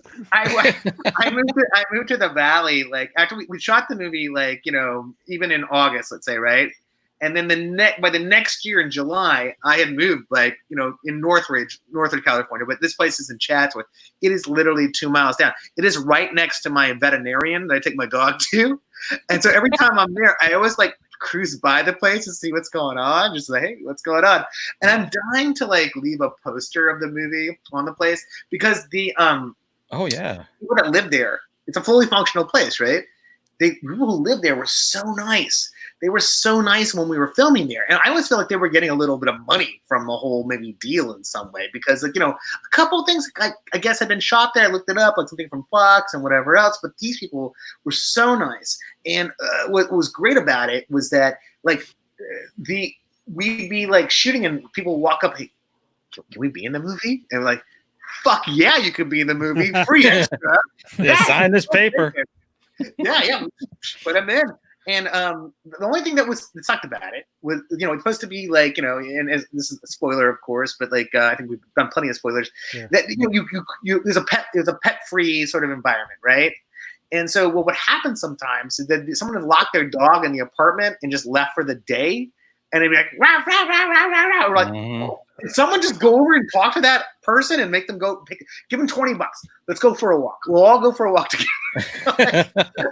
All these kinds of shit that had to go on to make it in that, you know, complex and stuff. But again, it was amazing, and I can't wait to. I really wish I was telling somebody this in another podcast that I really wish we could go back there and just put a poster up saying we're going to show the movie here. We're going to buy you a bunch of beers and whatever. We're going to hang out and watch the fucking movie, but we can't do that now because of COVID. But if we in a year from now, if we can, I fucking will do it for sure. Although if I were a resident there, I would move. I would watch the movie and be like, okay, those are my 30-day notice. We're a cult, really? No, but that'd be cool. Put the little, like, you know, this movie screen up there in the courtyard there. And I thought about it. It'd be so easy to do, and I would love to do it. You know, to be honest, you have to do it to coincide with the new resident who's come in, and you have the barbecue for her, and then show the movie. Yes, Totally. Have somebody try to give her a book. Yeah. Well, you bring a girl in who's like the actress, or whoever it is. If it's actually Nicole again, if we get her out from the East Coast to be like, hey, just act like you're a new resident. Oh my God. No, you got to get Lester, the guy with the glasses. Oh, yeah. No, Lester's amazing. I'll tell you a quick story about him. You know, one of the few things we fought about was Lester's character, and because David wanted somebody who looked like a lot older. And I was like, why would this girl even want to play along with the idea? She'd want to definitely kill herself, you know, or whatever, having to be married to this like freak that's actually a lot older even. It has nothing to do with anything she has to do with, right? It is Los Angeles. It happens all the time. Well, that's true, Naomi. But like, in the real world, I was just, you know, reality. So what happened was that I have a buddy, Clayton Hoff, who I've known for years. And this guy's never on Facebook. But he had just gotten married while we're trying to cast the movie, and he put something on Facebook about his marriage or whatever it was. And I was like, holy shit, that's fucking Lester. We need to get that guy to come in right away. I'm sorry I forgot about him, but I just did. He's not been on Facebook, whatever. I'm, you know, very, you know. Out of sight, out of mind. Yeah. And so he contacted him, and he's like, well, you know, as most people do in Los Angeles, I got to wait tables, and then I'll do it at tonight on Saturday night. He puts a self-tape together at like 2:30 in the morning, 3 o'clock in the morning. And we had to make decisions very quickly. And by like 8 o'clock in the morning, I'd watched it. And because I was fighting with David a lot about the one guy he wanted. But then he watched it too. And he was like, that's the fucking guy. And I was like, yes. And by, you know, we signed it. And it was perfect. Good call. Good call. He's great. Yeah, because he's both creepy and sad and sweet. Mm-hmm. Yeah, I would go back and forth on him every time he popped on the screen. I'm like, I don't know how I feel about him. Well, his character has a nice arc, right? Yes. Like, I mean, it really does have like a great arc. And there was a whole, you know, we had shot 2 different endings for the movie when we did our reshoots, right? But one of them was Clay not dying. And spoilers, but one of them wasn't him dying and him doing something else. Right. And everyone really did love, the test screening audiences loved like sort of his end of days, with him killing himself. I like that a lot too. So that worked out like 10 times better in comparison. And again, he was so good in the role and perfect for the role. He really was. Comparison. My daughter's first comment when she saw him, she goes, "Look, it's evil Sheldon Cooper." Yeah, I didn't think about that. That's good. That's very funny. We've had you guys long enough. We'll let you get going here soon. But I have to ask you, since you became kind of a horror icon for the Pepper role, were you into horror before that? Because you must have just been kind of thrust into the community after that. I really was.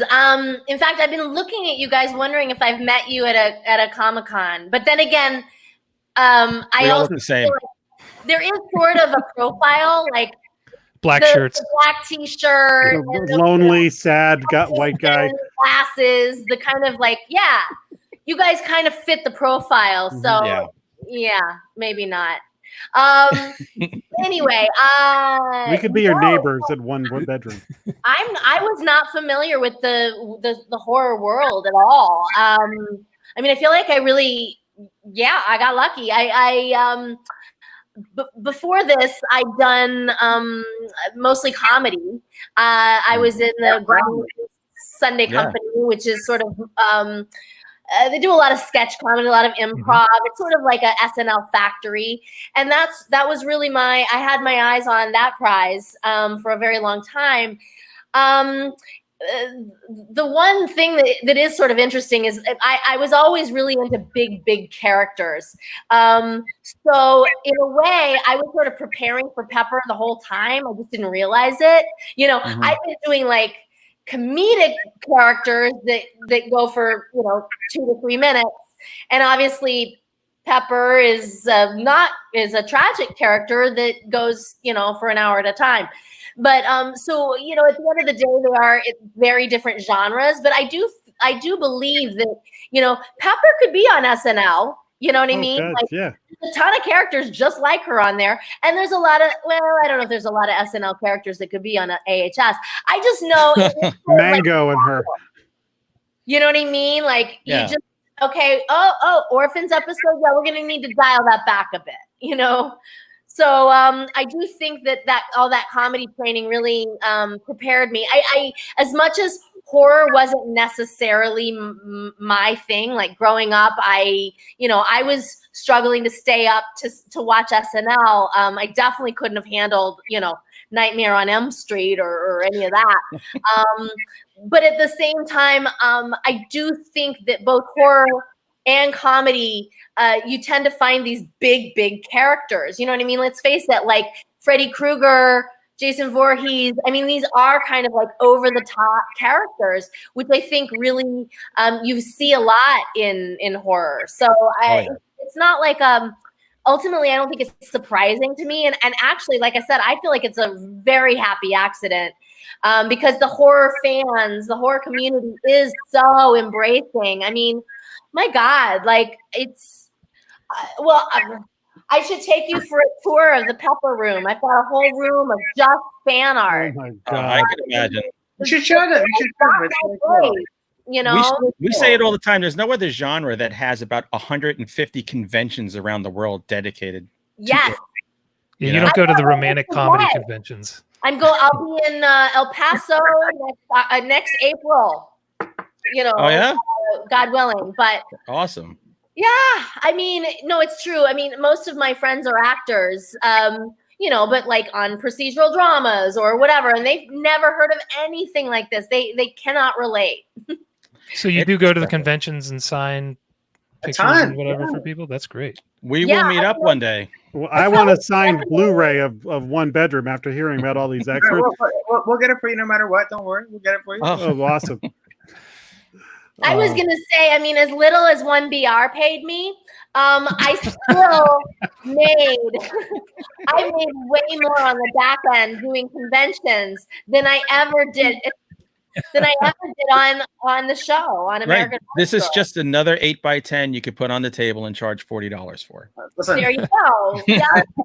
I save so much money with Naomi Grossman and our SAG ultra low budget, whatever. I'm able to buy fancy beers. Fancy beer. Trader Joe's beer. Yeah, exactly. I mean, Is that what I'm paying for? Like, oh. I have one more question.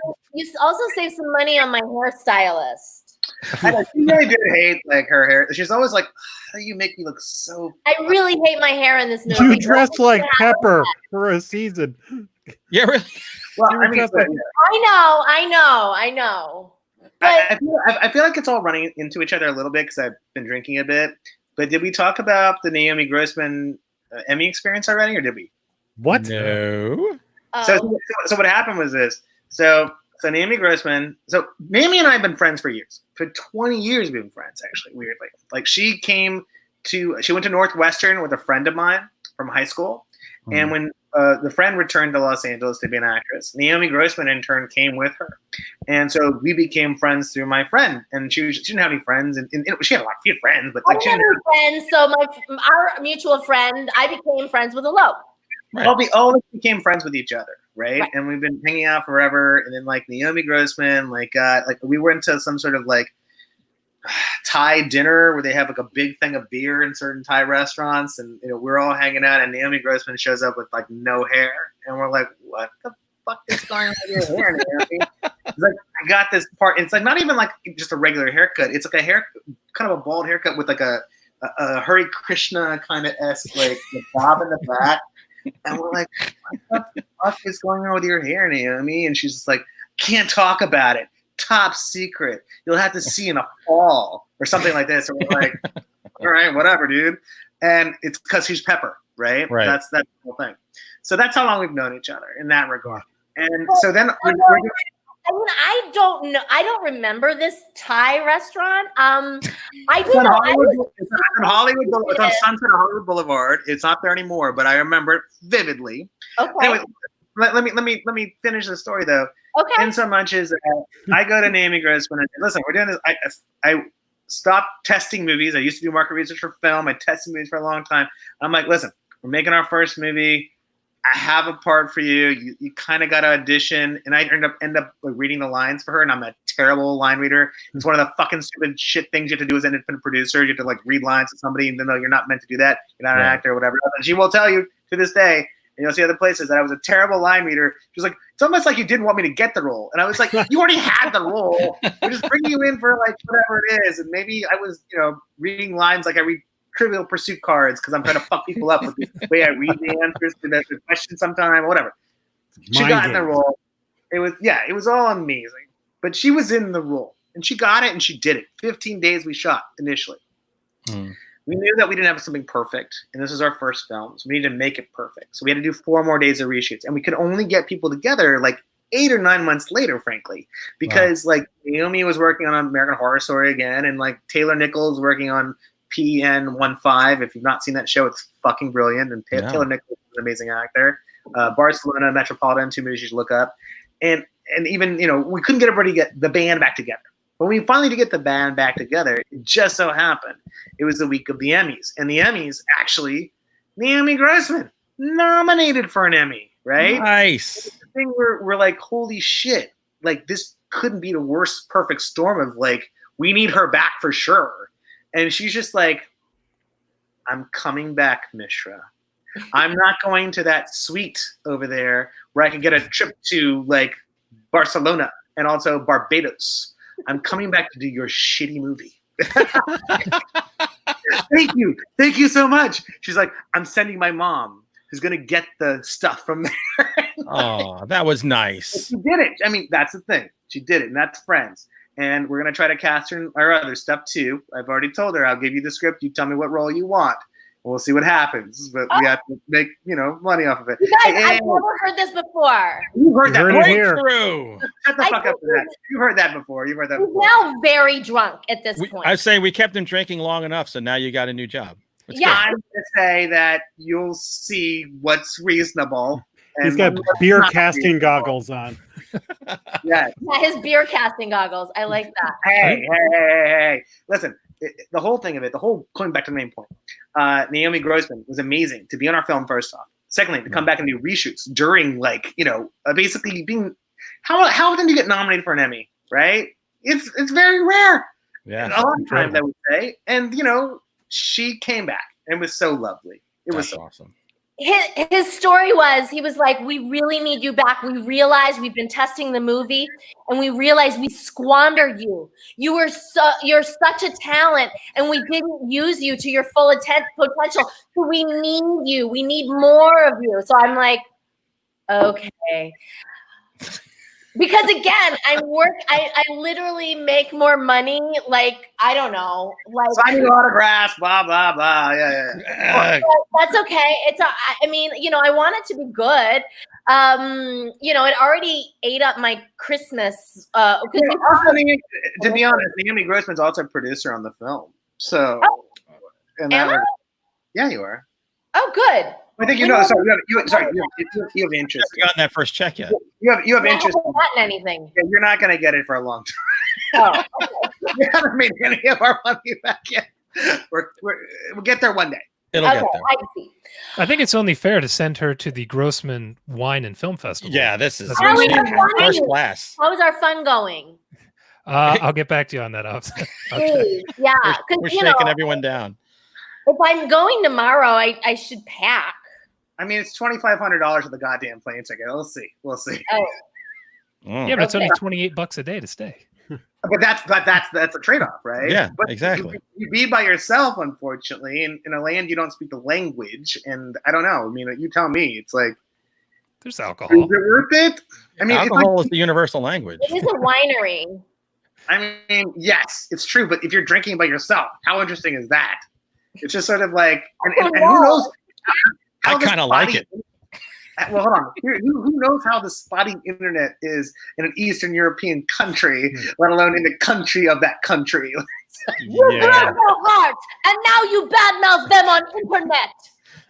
What you mean? I love you, Slovenia. I love you. This is lies. I'm sorry. We never saw Naomi. She's never come. What do you mean? She never come. She's trapped up in the mountains. Sex slave. Oh no. Yes. I mean, you're a hot sex slave, Naomi. Just put it out there. I gotta, come on. There you are. If we don't end this on hot sex slave, there's no way we could end this. I feel like this is the way to end it. There's the denouement. No, this has been fantastic. You have both been absolutely amazing. You amused the hell out of us. I got to tell you. That's sweet of you. It was fun. How long do we usually go? Usually like an hour. Yeah, about an hour. But it's just us three idiots talking about the movies we watched. And I was gonna say, I mean, I literally have nowhere to go until Slovenia tomorrow. So welcome to quarantine. Well, in that case, we were looking at IMDb and we saw a little thing called Sky Sharks. Oh yeah. What's that all about? Because we saw Tony I don't Todd. know if we'll ever see that. The trailer looks insane. If you've seen that. Basically, it was a bunch of us at a convention in Germany who we were all there. I mean, when I say we all, it's pretty much everyone in that movie, like Tony Todd and a bunch of those guys. And anyway, these people came to us and they were like, "This is our film. Like, who wants in it?" And of course, we're all like, "Well, why not?" We were all like at the bar in Germany, like having German beer, which is stronger than ours. So I'm like, yeah, everybody. So we all like just basically took turns, like going to the green screen and like shooting this crazy thing. I don't know what if it's ever gonna look like anything. I mean, I've seen the trailer and it looks super fun. I mean, we'll see. I don't know. Will you ride a shark in the sky? I mean, yeah, it does have that sort of Sharknado feel, like so bad it's good, but I'm not afraid of that. No, don't say half of my viewing. So bad it's bad that I'm thrilled to do something that's so bad it's good. I mean, don't get me wrong. Cats is also my favorite movie right now. So, this conversation is over. Wow. No. Listen, Alok and I, before COVID started, they were doing downtown LA. They were doing what they call what was it called? Hello, the cats, rowdy cats, where they would encourage everyone to dress as a cat. And we, people like me, like super drama theater major nerds, would be like singing along and like shouting at the, we'd drink every time you see a cat's butthole. Like it was just super fun. Like just this, like, kind of like Rocky Horror Picture Show. Rocky Horror Picture Show with cat butts. We didn't see their assholes. That was the whole thing. Some guy had gone through the whole movie and taken the buttholes out. And we were like, we want to see the buttholes. Can you imagine that's your job? We were super high. You were like Christopher Walken. I could use a little more cat butthole. Well. Oh, yeah. Uh-oh. We Rasta.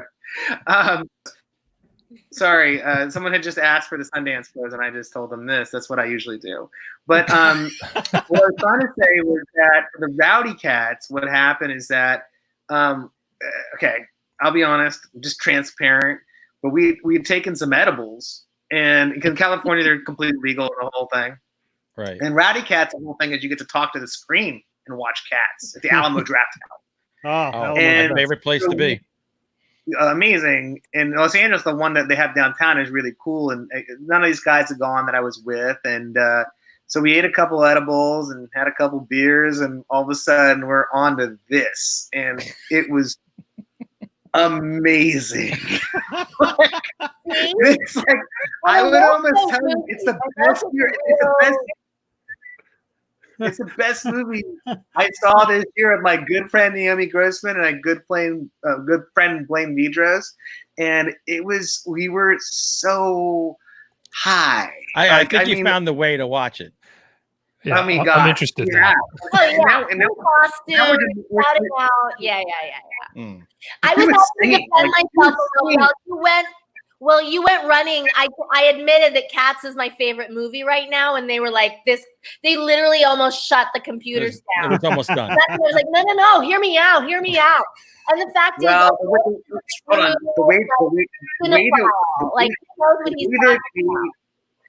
The way that we saw it was, and I've never seen Cats in any way, shape, or form, frankly, right? Mm-hmm.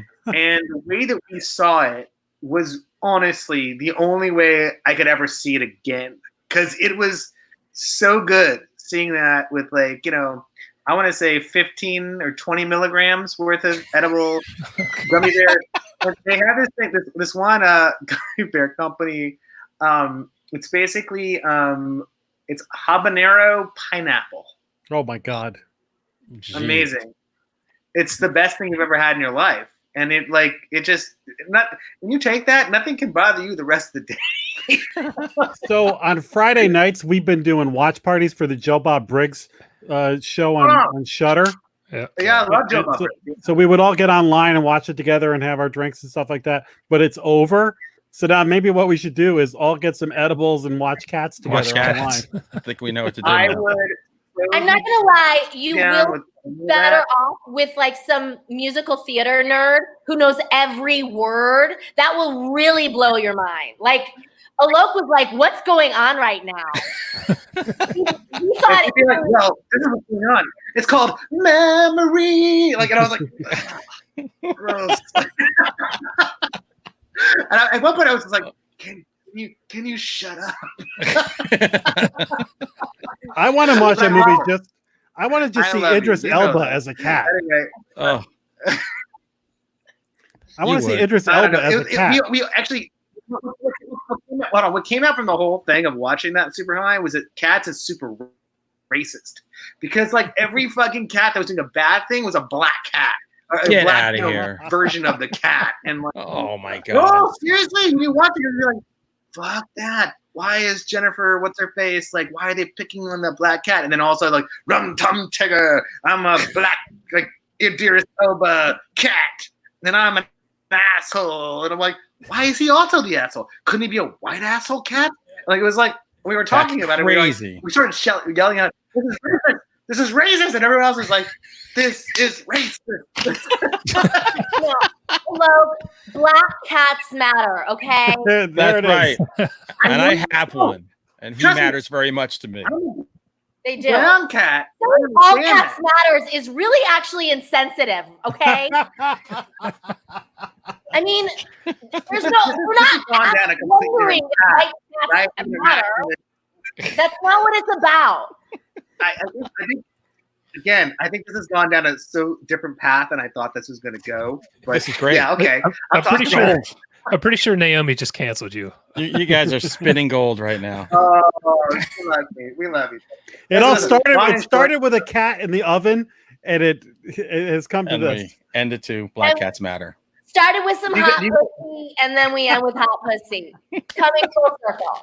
And Do you guys have any? Do you guys have any last questions before we go? Or anything else I'd like you to wanna ask, who is your internet provider and how much are they extorting you for? Frozen. they're robbing you, Alok. No, Not I from my mean, internet providers. you, Sadly, and it's just you all gave us way more than we could have ever expected. Yeah. They're trying to get off, Alok. They're trying to wrap it up. This is the signal. My question to you is: all right. Can we stay friends? Because this is the most fun we've had on the show ever. Check's lonely in quarantine. This is the most fun. I want to watch cats with you guys. Hi, and I don't even get high. Oh, God. Do it. Let's Zoom watch it. Zoom it. Dude. Done. Yeah, we're in. God damn. Let us know when your next movie comes out. We will definitely do this. Yes, we will proselytize the next movie, as we're doing for this one too. I'm working on a new show. A year from now, we're gonna have. And what's your show, Naomi? Yeah, I was gonna say I'm done with him. I'm working on a one woman show because let's face it, like actors can't touch each other again for a while. True. So I might as well just like I don't know, be by myself. So that's my thing. I have a couple one woman shows that I've done prior, and now I'm working on a third. And my hope is. I mean, who knows when we'll be allowed to, be in the theater again. But at the very least, all I really need is like a sound guy and a cameraman and me and maybe a laugh track. I don't know. But then we can shoot this next show, which, I aim to have be like one of these 1 hour comedy specials, streaming on Amazon or Netflix or whatever. So I'm taking a cue from Alok, even though he looks very drunk right now. And I'm not going to give you the name. What? Yeah. We both play this game. Oh boy. Everything with you guys is I got a great thing, but I can't tell you the name of it. That's right. it. Well, Can I say this? I'll be able to, that'll be happening soon, and I'll come back and I'll be able to promote that. Absolutely. And Awesome. let me say this to help her promote this that she's not saying is that her other like 2 one-woman shows have been so well accepted that they were like LA Weekly's like huge thing of the week, which is like our huge like zine here. And then also like she was at like the Edinburgh Festival like multiple times, right? Like for that. So that's a great, amazing place to be for one woman shows and what have you. So like she has done amazing stuff just so I'm not being twisted and being a bastard. No, you're great. No, and you're both great. We could watch the Alok and Naomi show forever. It's Alok, just so you know. Alok rhymes with Joker Smoke, just to remember it. Listen, we so appreciate you guys having us on. And the funny thing of this, the whole thing about this whole like inspiration for this sort of gathering was that you guys actually just Twittered us and were like, "Hey, we're gonna do a review for your movie," and I was like, "Well, couldn't we just come on and be awesome with you guys?" And you guys are like, so sweet to say, "Fuck yeah, let's do this." Yeah, I wish more people thought like you. Kudos So, to you guys. and thank you for coming on. You guys. Well, you throw on that Naomi's gonna come. We're like, okay. Well, I knew Naomi Grossman is the low hanging fruit. We always, She's the bait. Everyone's like, Naomi Grossman. Amazing. You made my heart so much bigger in one BR. Thank God we did those reshoots so people can really see my talent. Oh, all right. Well, it's okay. You did a good job cutting the vegetables. Yeah, they were fine. All right. But thank you both very much for coming. Congrats on a great movie. Thanks Yeah, for but- joining us. We'll keep in touch on Twitter. We'll be promoting this all week, and we'll just stay in touch. You guys, I mean, I know this is live. Yeah, we're if gonna we haven't killed everyone watching it. But you know, tweet it to me once it's a link. Oh, yeah. And I'll make sure people can see. You got it. We'll be tweeting it all week, so we'll tag And you it's a on couple audio times. too, on every audio podcast available. So we'll be there. Oh, cool. Yeah, so we'll do that. We'll start tagging you tomorrow on stuff. Great. Awesome. Thank you so much. Thank you so much, guys. All right. You were great. Thank you. Thank you Good guys night. so much. We appreciate being on. Cheers. Bye. Take it easy. Anytime. Thank you. All right, Jason.